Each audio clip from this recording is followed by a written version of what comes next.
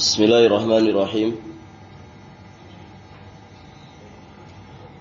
Assalamualaikum warahmatullahi wabarakatuh.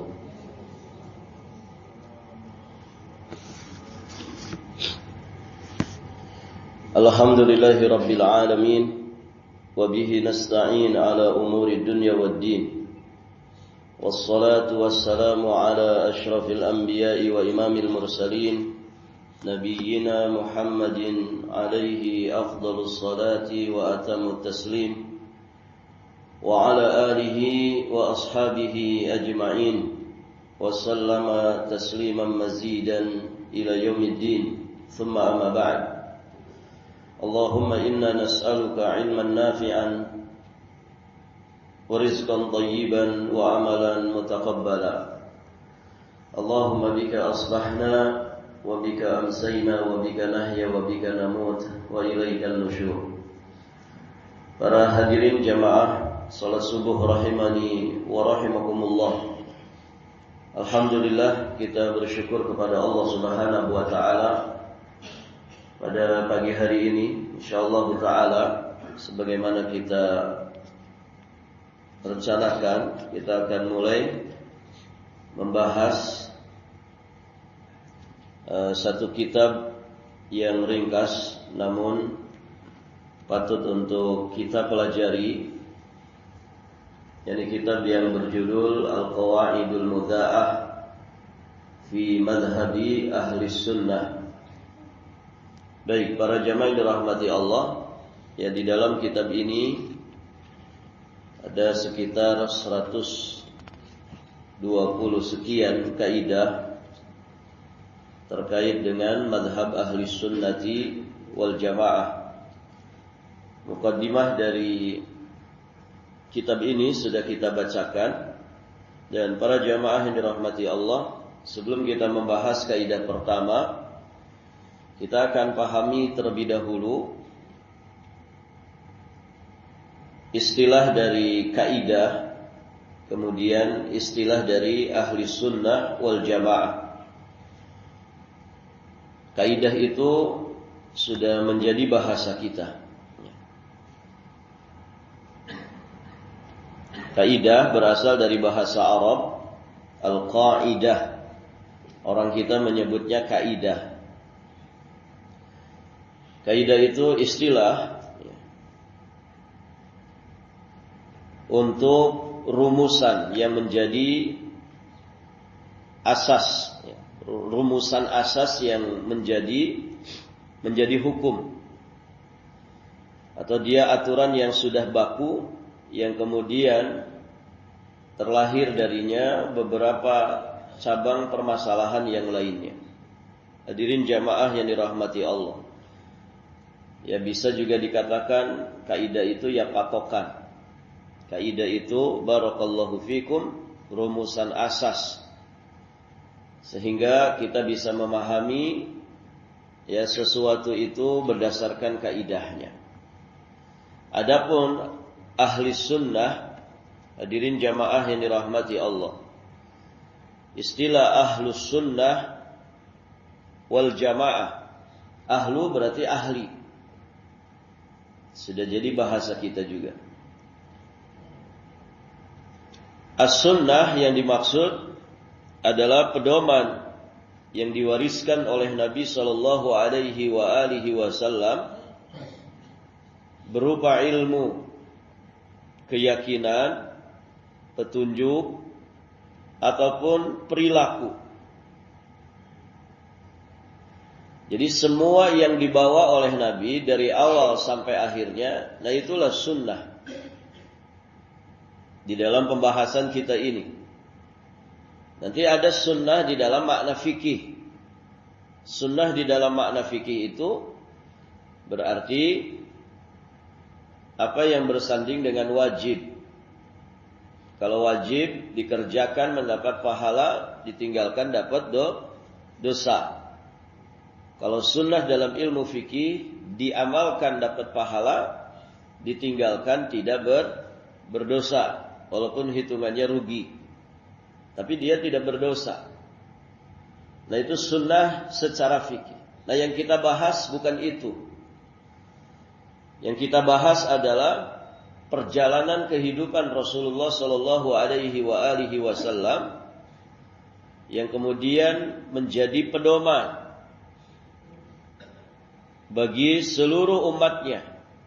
Maka ilmu yang diajarkan Nabi, amal yang dicontohkan oleh Nabi, keyakinan yang kemudian diteladankan oleh Nabi sallallahu alaihi wasallam, petunjuk dan juga perilakunya dari awal sampai akhirnya, nah itulah ya yang dimaksud dengan sunnah.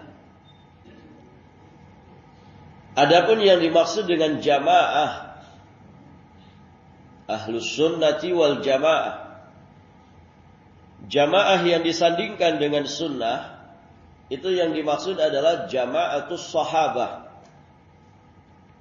Yang dimaksud adalah para sahabat Nabi sallallahu alaihi wasallam. Sehingga dari sini kita memahami ahli sunnah, mereka yang ahli dengan sunnah dan ahli dengan jamaah. yakni orang-orang yang paling bersungguh-sungguh mengikuti Rasulullah sallallahu alaihi wasallam dan bersungguh-sungguh mengikuti para sahabatnya, baik dalam ilmu, baik dalam keyakinan, baik dalam iman, amal perbuatan, baik dalam ibadah, muamalah, juga akhlaknya. Nah, itulah yang dikatakan sebagai ahli sunnati wal jamaah. Taib, hadirin jamaah yang dirahmati Allah. Maka mereka ini orang-orang yang tegak di atas sunnah Nabi. Mereka juga tegak di atas pemahaman dan pengamalan para sahabat Nabi sallallahu alaihi wasallam dalam metode beragama mereka. Dan kenapa kita itu harus bermadhab ahli sunnah wal jamaah? Karena itu yang sudah diwasiatkan oleh Nabi sallallahu alaihi wasallam. Akan banyak terjadi perselisihan, perpecahan di tengah-tengah kaum muslimin. Maka kemudian Nabi sallallahu alaihi wasallam menyatakan solusi keselamatan atau jalan keselamatan saat di akhir zaman terjadi banyak sekali perpecahan, banyak sekali perselisihan. Yang akan kemudian selamat di kehidupan akhirat nanti, kata Nabi, ma'ana alaihil yaum wa ashabi. Yani apa saja atau siapa saja yang dia tegak berdiri ya di atas sunnahku dan juga sunnah para sahabatku. Ma'ana alaihi al-yaum wa ashabi. Dia tegak lurus di atas sunnahku dan para sahabatku. Nah, maka mereka inilah hadirin jamaah yang dirahmati Allah, ahli sunnah wal jamaah. Mereka tegak di atas sunnah, mereka berjamaah di atas sunnah. Dan hadirin, dengan sunnah itulah akhirnya mereka berjamaah. Dengan sunnah mereka berjamaah dan mereka berjamaah di atas sunnah. Maka orang yang keadaannya seperti itu, mereka dikatakan ahli sunnah wal jamaah.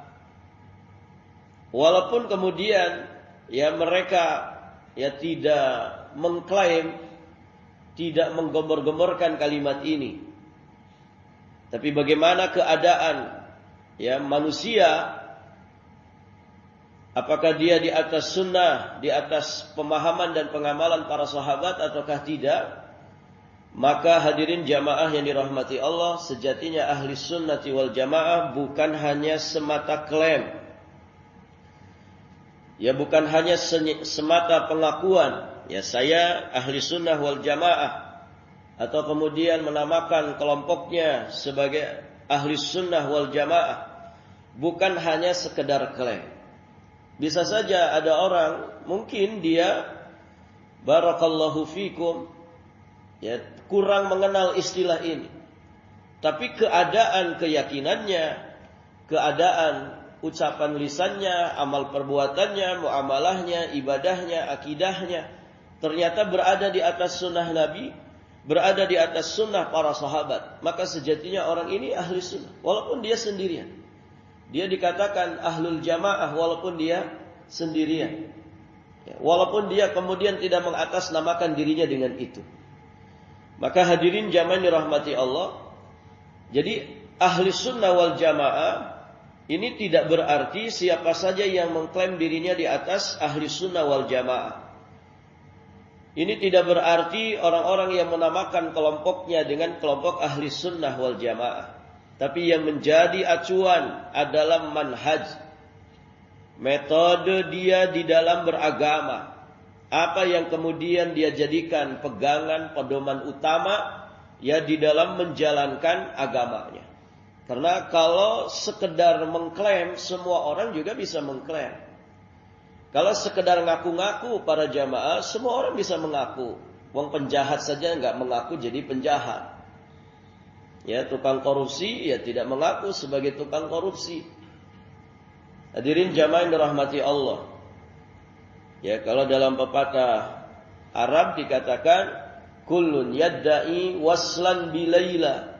Setiap anak muda mengklaim, mengaku-ngaku dirinya punya hubungan yang spesial dengan si Laila.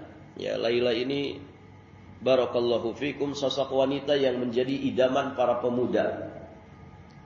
Setiap pemuda bisa saja ngaku-ngaku mengklaim punya hubungan spesial dengan namanya Laila. Yang jadi masalah adalah bukan pengakuannya. Yang jadi masalah Lailanya mengakui apa tidak. Kan begitu. Sedangkan wa Laila la tuqirru lahum bidzaka. Laila kemudian tidak mengakui hubungan itu. Hadirin jamaah dirahmati Allah. Orang bilang cinta bertepuk sebelah tangan. Ini Lailanya yang jadi masalah Lailanya. Lailanya mengakui tidak hubungan itu. Kalau anak-anak mudanya bisa saja semuanya mengaku. Ini 100 anak muda semuanya mengaku. Saya punya hubungan spesial dengan Laila. Yang beruntung itu adalah yang diakui oleh si Laila. Dari 100 anak muda ini. Nah, bisa jadi manusia kaum muslimin mengaku kami yang ahli sunnah wal jamaah. Kami yang paling nyunnah, kami yang paling jamaah. Kami yang paling mengikuti Nabi, kami yang paling mengikuti para sahabat. Semua orang kan bisa mengklaim begitu. Tapi yang jadi masalah sunnah Nabi Anda praktekkan apa tidak? Atau malah dimusuhi? Bagaimana sikap Anda kepada para sahabat? Apakah Anda menjadikan mereka sebagai pedoman? Ya di dalam memahami dan juga mempraktekkan agama ini. Atau justru Anda mencaci maki mereka. Ya seperti orang Syiah melaknat para sahabat mulia yang sudah dijamin surga oleh Allah dan juga Rasulnya. Hadirin jamaah yang dirahmati Allah. Jadi selama-lamanya Syiah tidak bisa bersatu dengan ahli sunnah. Bagaimana bersatu? Menyatukan antara air dan minyak. Menyatukan sesuatu yang berbeda dalam prinsip dasarnya. Nah, semua orang bisa mengklaim, semua orang bisa mengaku. Namun yang jadi masalah, apakah benar sesuai pengakuannya atau tidak? Bagaimana Anda mengaku ahli sunnah sedangkan sunnah Nabi Anda remehkan? Orang yang sedang berusaha menjalankan sunnah Nabi malah Anda musuhi, katanya ahli sunnah. Bagaimana kemudian Anda dikatakan sebagai ahli jamaah? Sedangkan Anda tidak paham bagaimana bersikap kepada para sahabat Nabi. Karena sebagian orang meremehkan para sahabat Nabi. Katanya kalau sahabat Nabi itu harus dijadikan rujukan di dalam pemahaman dan pengamalan tentang Islam ini. Terus sahabat yang mana? Sahabat juga berselisih. Bahkan sahabat juga berperang satu dengan yang lainnya. Nah ini orang-orang yang tidak paham bagaimana bersikap kepada para sahabat. Jadi sekali lagi, ahli sunnah wal jamaah ini bukan semata klaim, pengakuan. Dan kita juga belajar ini bukan untuk sekedar ngaku-ngaku. Karena kalau sekedar ngaku-ngaku semua orang bisa mengaku. Tapi bagaimana kita bercermin diri, jiwa dan raga kita, bagaimana bercermin kepada kaidah-kaidah ini untuk kemudian kita mengoreksi diri, apakah saya sudah sesuai dengan kaidah ahli sunnah wal jamaah ataukah tidak. Tentu harapan besar kita para jamaah, Nabi SAW di kehidupan akhirat nanti, saat kita menghadapi perjalanan di kehidupan akhirat, harapan besar kita Nabi SAW mengakui kita sebagai umatnya yang mengikuti sunnahnya, mengikuti jejak langkah para sahabatnya di dalam memahami dan mengamalkan ajaran agamanya. Dan itu yang paling penting. Nanti Nabi mengakui kita atau tidak, kan begitu. Nah, saat ini semua orang bisa mengklaim, bisa, iya. Tapi nanti penilaian akhirnya adalah saat nanti di telaganya Nabi. Apakah Nabi mengakui kita sebagai umatnya, ataukah justru kita bagian dari orang-orang yang diusir oleh Nabi dari telaganya. Nah, itu hadirin jamaah yang dirahmati Allah. Maka kita berupaya dengan bimbingan para ulama Rabbani, bagaimana beragama kita itu dengan madhab ahli sunnah wal jamaah, sebagaimana wasiat Nabi, ma ana alaihil yawm wa ashabi. Ya, jika kalian ingin selamat, maka berdiri kokoh, tegaklah di atas sunnahku, apa yang aku dan para sahabatku, kemudian menjadi pedoman dan pijakan utama di dalam beragamanya. Nah, itu hadirin jamaah yang dirahmati Allah Subhanahu wa taala. Maka dengan mempelajari kaidah-kaidah ini, hadirin jamaah yang dirahmati Allah, mudah-mudahan kita memahami ya secara gambaran garis besarnya tentang siapa ahli sunnati wal jamaah, dan mudah-mudahan kita juga berharap dengan mempelajari ini kita akan memahami pembeda antara orang-orang yang benar-benar fakta realita hidup dan kehidupannya sesuai dengan madhab ahli sunnah wal jamaah, ya, dengan orang yang hanya sekedar mengaku-ngaku saja. Baik, hadirin jamaah yang dirahmati Allah, kita akan mulai membahas kaidah yang pertama. Karena mukadimahnya sudah kita bahas. Sudah pada pegang kitabnya.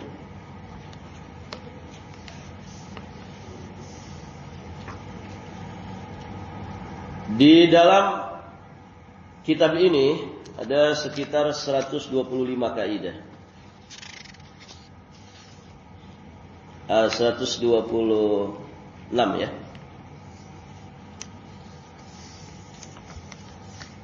126 kaidah. Baik, para jamaah yang dirahmati Allah, kaidah-kaidah yang singkat, namun barakallahu fikum, ya, jika kita bahas syarat dan padat dengan pelajaran-pelajaran yang berharga.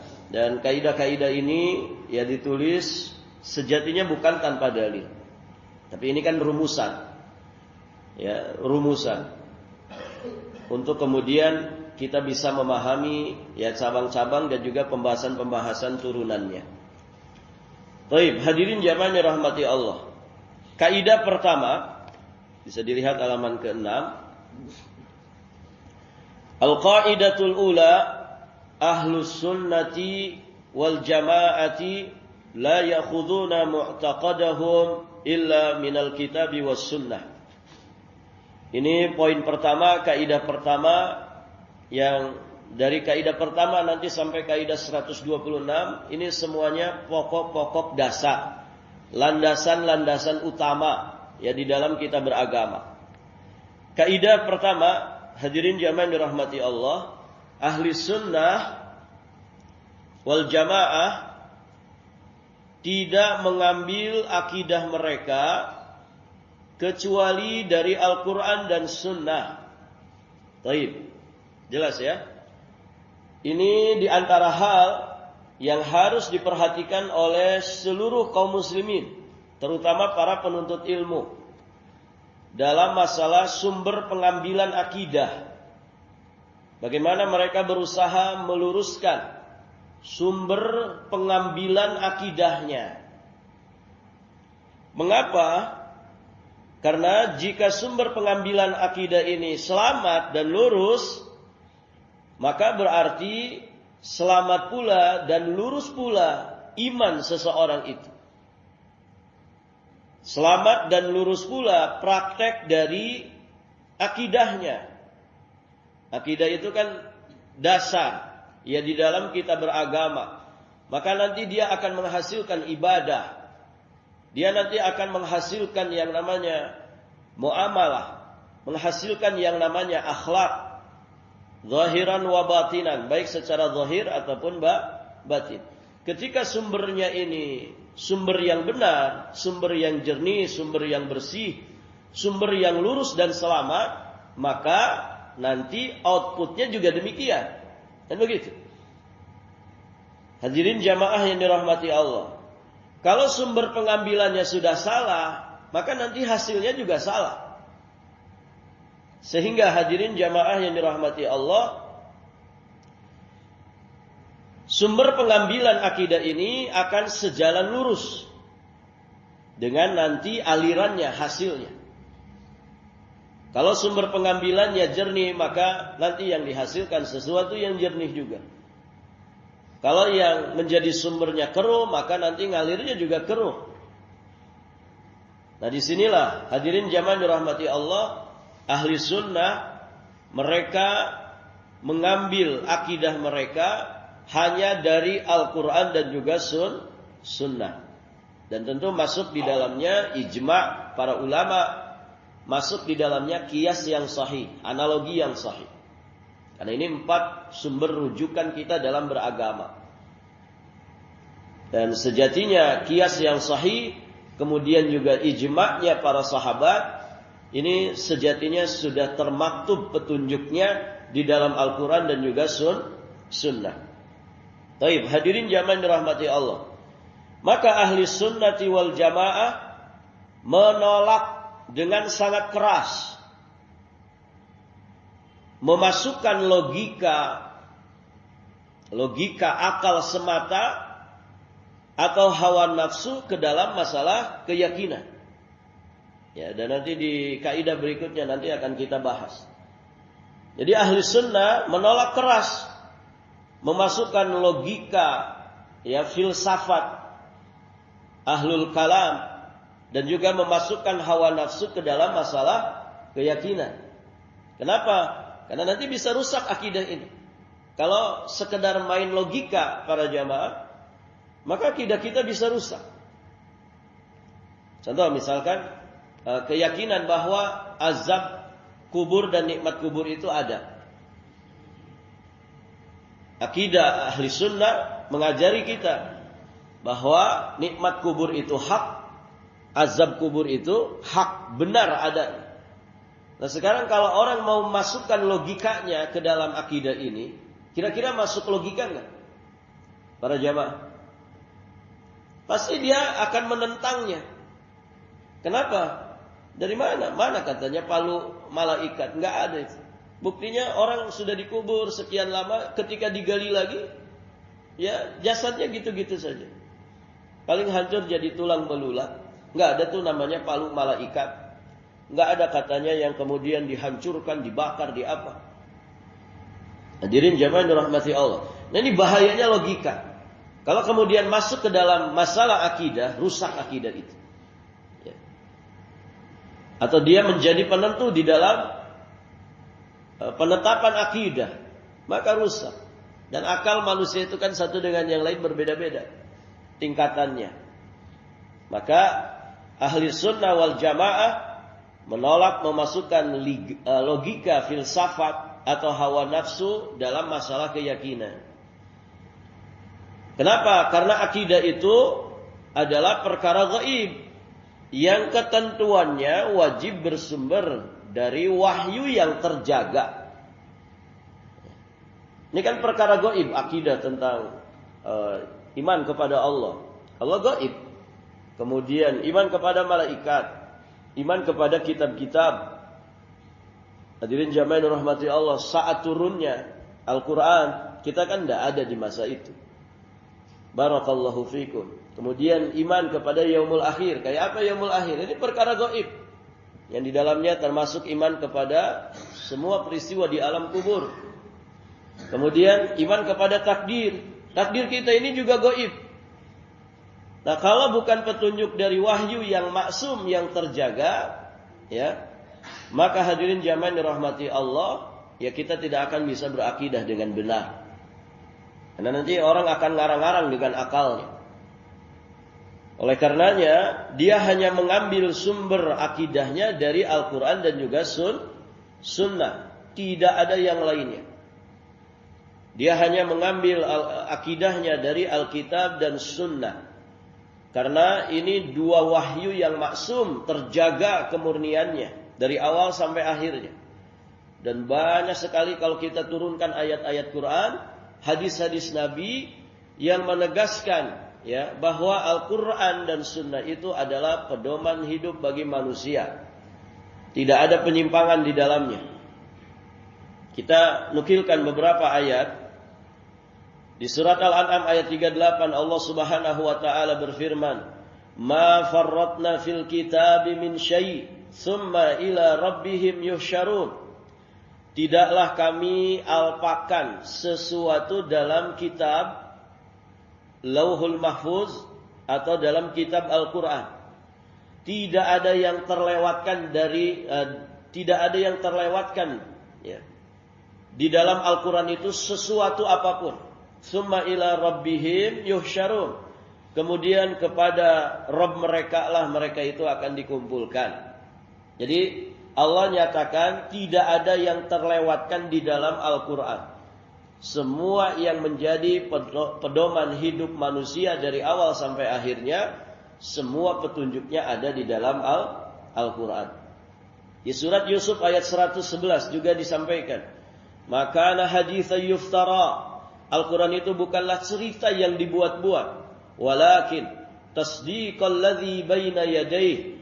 Akan tetapi Al-Quran itu membenarkan kitab-kitab sebelumnya, Taurat, Injil, Zabur, ya, suhuf Ibrahim, suhuf Musa, gitu kan?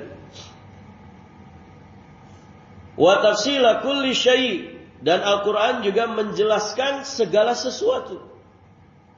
Perhatikan di sini. Wa tafsila kulli syai'. Al-Quran juga menjelaskan sesuatu, segala sesuatu. Wa hudan wa rahmatan liqaumi yu'minun, dan sebagai petunjuk dan juga rahmat bagi kaum beriman. Jadi di ayat pertama tadi tidak ada yang terlewatkan pembahasannya sedikit pun tentang hidup dan kehidupan manusia di dalam Al-Quran. Nah, di sini disampaikan bahwa Al-Quran itu menjelaskan tentang segala sesuatu. Maka dia menjadi sumber ilmu.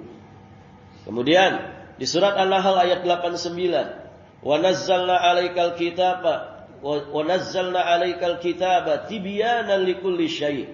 Dan kami turunkan kepadamu Al-Quran tibyanan likulli syai'. Di sini poinnya. Untuk menjelaskan segala sesuatu. Wa hudan, dan sebagai petunjuk, wa rahmah, sebagai rahmat, dan juga busyra lil muslimin, ya, sebagai kabar gembira bagi orang-orang yang beriman. Nah, di sini para jamaah yang dirahmati Allah, lagi-lagi Allah menjelaskan bahwa Al-Quran itu tibyanan likulli syai', menjadi penjelas, penerang dari segala sesuatu. Di surat Thaha ayat 123-124 Allah Subhanahu wa taala juga menegaskan, "Fa imma ya'tiyannakum minni huda," maka jika datang kepadamu petunjuk dariku. Ya. Taib, "Faman ittaba'a hudaya," lalu barang siapa yang mengikuti petunjukku, fala yadhillu wala yashqa, maka dia tidak akan tersesat, Ya, dan dia tidak akan celaka. Wa man a'radha an dzikri, dan siapa yang berpaling dari peringatanku, yakni dari Al-Qur'an, fa innalahu ma'isyatan dongka, maka sesungguhnya baginya penghidupan yang sempit. Wa nasyuruhu yaumal qiyamati a'ma, dan kami akan mengumpulkannya pada hari kiamat dalam keadaan buta. Jelas ya? Kita dikasih petunjuk supaya mengikuti Al-Quran. Karena dengan itu kita tidak akan tersesat, tidak akan celaka. Berarti kalau berpaling dari Al-Quran, kita akan tersesat, kita akan celaka. Orang yang berpaling dalam masalah akidah dari Al-Quran, maka akidahnya akan rusak. Orang yang berpaling dari Al-Quran dalam masalah ibadah, ibadahnya pasti akan rusak. Orang yang berpaling dalam masalah muamalah, akhlak, berpaling dari Al-Quran, maka muamalah dan akhlaknya pasti rusak. Dan itu jelas penegasan dari Allah Subhanahu wa taala. Ditambah lagi Nabi menegaskan, taraktu fikum amrayn. Ya, di riwayat Imam Malik, Imam Hakim. Nabi menyampaikan, aku tinggalkan pada kalian dua perkara. Lan tadillu ma tamassaktum bihima. Kamu tidak akan sesat selama berpegang teguh dengan keduanya. Apa itu? Kitab Allah wa sunnata rasulih. Kitab Allah dan sunnah Rasulnya. Nah, itu para jamaah yang dirahmati Allah Subhanahu wa taala.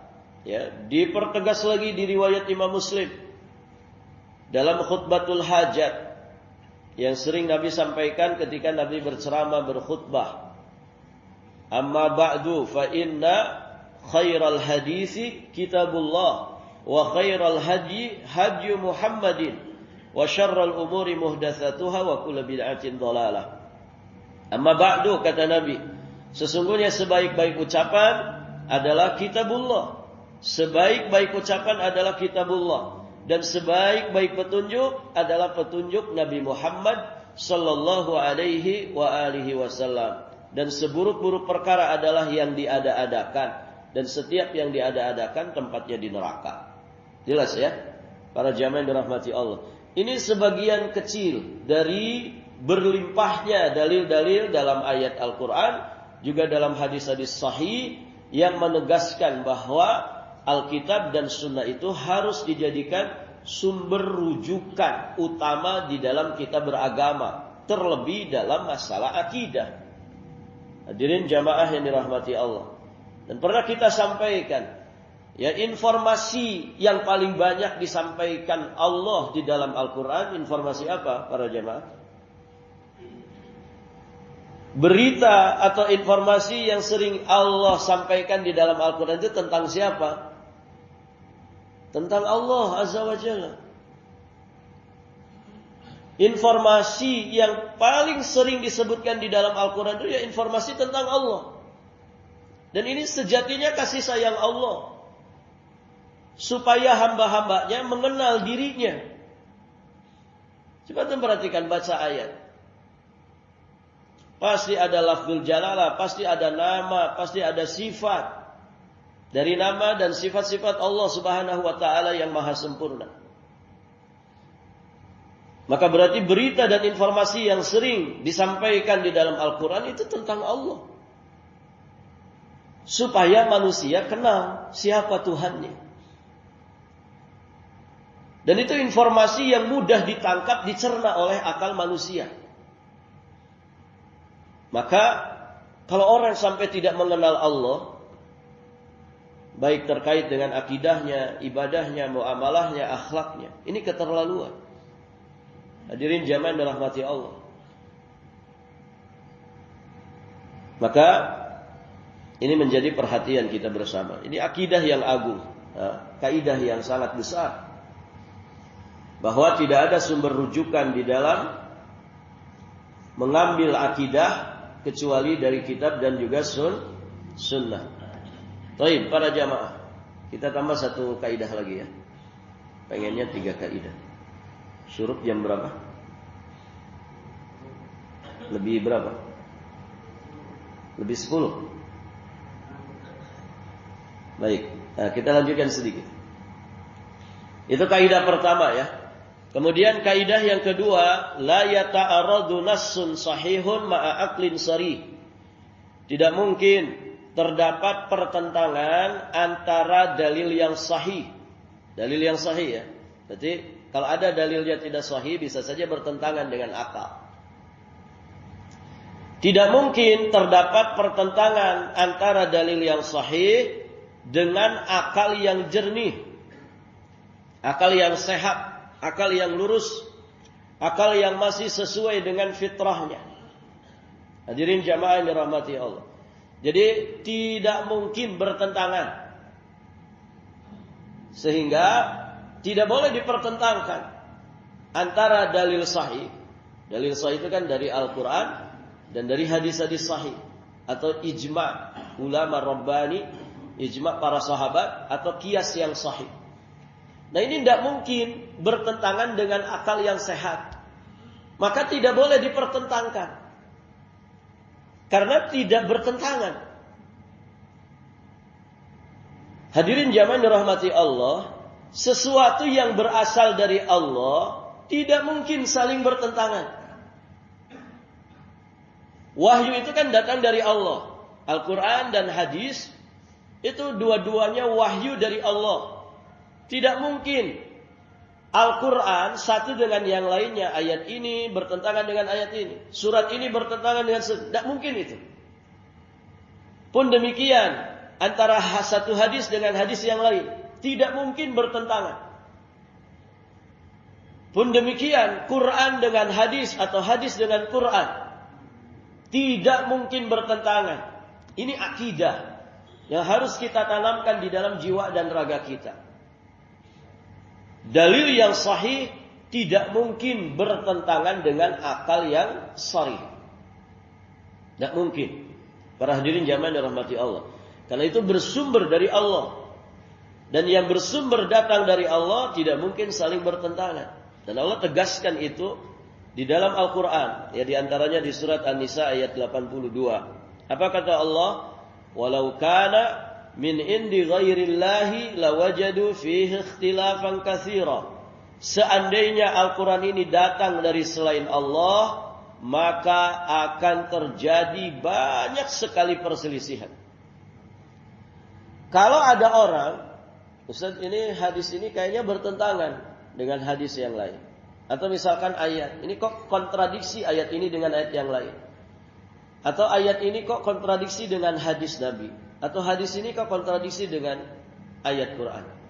Maka kata para ulama, kalau ada orang menganggap seperti itu, ketahuilah, ya bukan ayat dan hadisnya yang kontradiksi, tapi akal dia yang belum sampai di dalam memahaminya.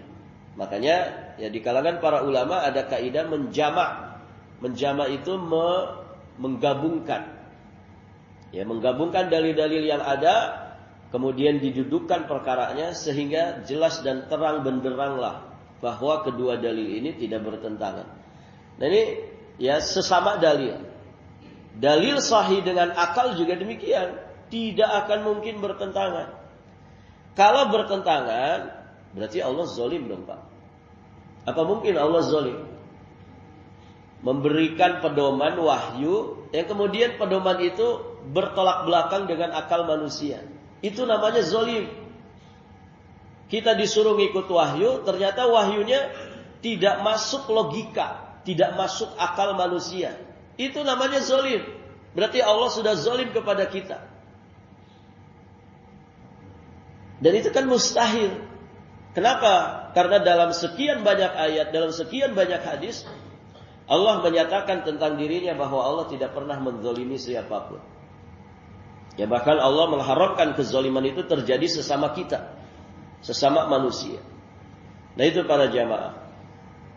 Jadi ahli sunnah wal jamaah menempatkan akal sehat ya, untuk tunduk kepada wahyu. Akal itu berfungsi untuk memahami dalil, bukan untuk membuat hukum baru atau menolak kabar gaib yang sahih yang datang dari Quran dan Sunnah. Jadi akal manusia yang sehat, yang waras, yang masih sesuai dengan fitrah, tidak keruh, tidak terkena pengaruh apapun, maka pasti dia akan taslim, menerima apapun yang datang dari wahyu Allah Subhanahu wa taala. Dan dia pasti akan, barakallahu fikum, memahaminya dengan baik. Hadirin jamaah yang dirahmati Allah. Maka jika ada hal yang membuat ada sangkaan kontradiksi antara wahyu dan akal, maka wahyu harus didahulukan dan ditetapkan. Karena ada orang yang ngakal-ngakalin, Pak. Ngakal-ngakalin wahyu, seolah-olah kesannya itu, oh ini berseberangan dengan akal kita, dengan akal manusia. Nah, seorang ahli sunnah wal jamaah ketika ada syubhat seperti itu, maka dia akan mendahulukan, mengutamakan wahyu dibandingkan dengan akal manusia yang kemudian diotak-atik oleh manusia untuk menentang wahyu.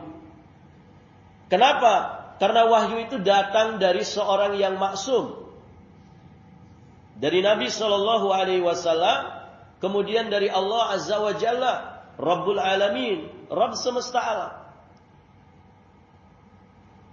Sedangkan akal itu tidak maksum. Akal manusia ini tidak maksum.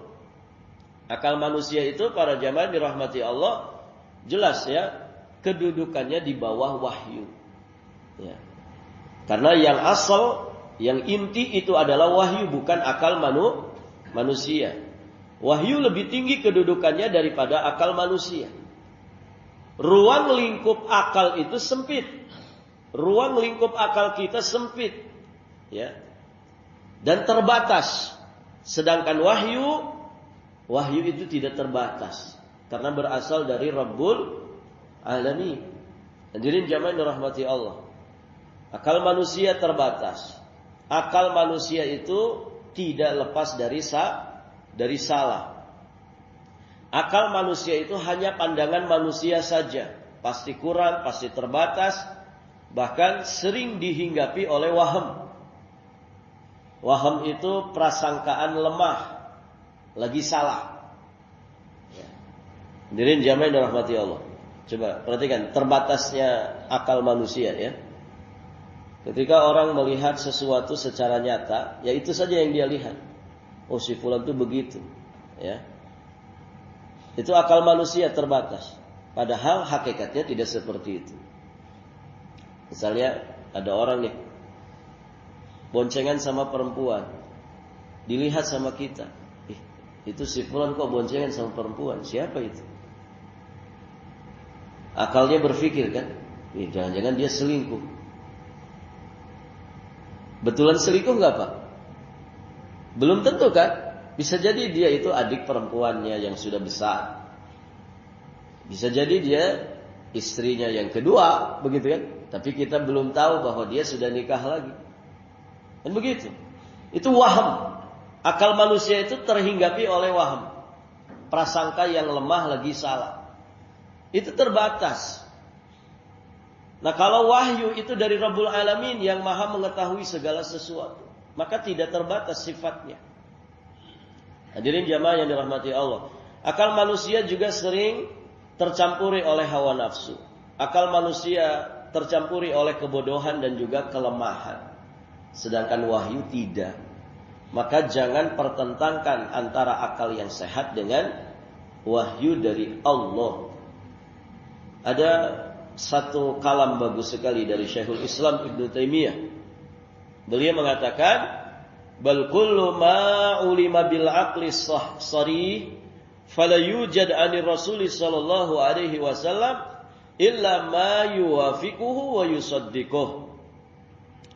Segala sesuatu yang telah diketahui oleh akal yang sehat, maka tidak didapati dari Rasulullah, melainkan akal itu menyetujui dan membenarkannya. Jadi Pak, kalau akal seseorang itu masih waras, masih sehat, masih tegas, masih murni, masih sesuai fitrahnya, maka semua ajaran yang datang dari Nabi itu pasti akan dibenarkan oleh akal manusia. Tidak ada yang kontradiktif. Tidak ada yang bertentangan dengan akal manusia. Kecuali akal yang sudah rusak. Tadi tercampuri hawa nafsu, tercampuri kebodohan, kelemahan, tercampuri berbagai macam ambisi ya dunia, ya pasti akan menolak. Tapi akal yang masih sesuai fitrah, maka pasti akan membenarkan semua yang diajarkan oleh Nabi Shallallahu Alaihi Wasallam. Nah demikian para hadirin jamaah yang dirahmati Allah, ini saja yang bisa disampaikan. Nanti ada kaidah ketiga, bahwa setiap pemahaman yang bertentangan dengan pemahaman salaf umat, yakni pemahaman para sahabat dalam hal akidah dan amalan, maka bisa dipastikan bahwa pemahaman itu pasti batil. Nanti kita bahas insyaallah taala di 2 pekan berikutnya insyaallah. Baik para jamaah, sampai di sini dulu pelajaran kita. Semoga bisa dipahami, karena ini kita membahas kaidah. Jadi diusahakan ngajinya jangan sambil ngantuk ya. Kalau sambil ngantuk nanti lepas-lepas gitu ya. Akalnya nanti nggak nyambung. Barakallahu fikum. Taib para jamaah, mudah-mudahan bisa dipahami, dan insyaallah taala nanti kita lanjutkan di kesempatan berikutnya biidznillah taala. Ada pertanyaan Pak sebelum ditutup? Bisa dipahami nggak jamaah? Terlalu panjang nggak penjelasannya? Atau cukup?